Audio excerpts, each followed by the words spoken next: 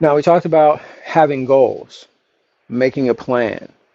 Now, in order for you to make a plan, you really got to take inventory of your game. What are you doing well? What are you doing not so well? It gets a little deep because you have to, be very introspective and look at yourself and, realize what problems, are coming out of your game, what's happening. You have to really self-diagnose. I mean, obviously it's great if you can have a coach, but your coach is not always with you on the course.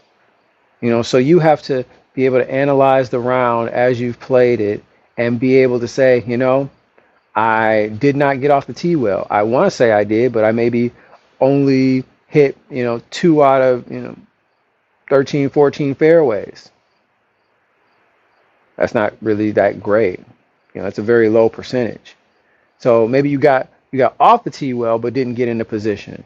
Maybe your approach shots were, around the green, but not on the green. So your greens in regulation was very low.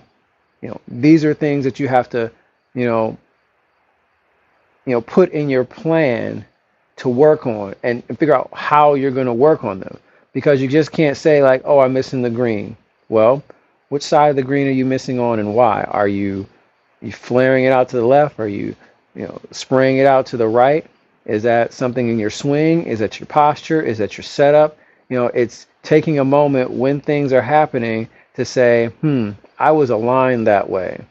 So that means I have to work on my alignment when I'm at the practice range. I have to pick targets and work on that alignment. And so this is something that you have to find while you're out on the course. Take it back, write it down in your notebook. This is what I accomplished, this is what I didn't accomplish, this is what I need to take to the range next time I go. So you need to, pick a thing to work on to improve, so you have like a rubric for success. Because otherwise you're just going out there to beat balls, and that's not really going to do too much for you because you don't know where you're going or what you're doing.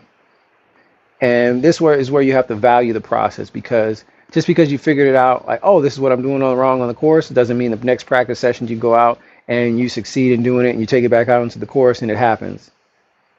I wish it was that easy, but if it was, there would probably be a lot more tour players than there are amateur golfers. There will probably be a lot more single-digit handicappers than there are, 18 plus handicappers. But there aren't. And that's because we're not taking these things into account, and then we're not valuing the process. I hear so many people saying, I hate going to the range. Well, there's probably a reason for it. And that reason could be because you don't have a plan when you go, and you don't know how to work on what you want to work on because you're just going to hit balls like you do on the course thinking that's going to make a difference. Just going to swing the club. While swinging the club is good, it'll allow you to, feel the motion, but you could just be reinforcing bad habits.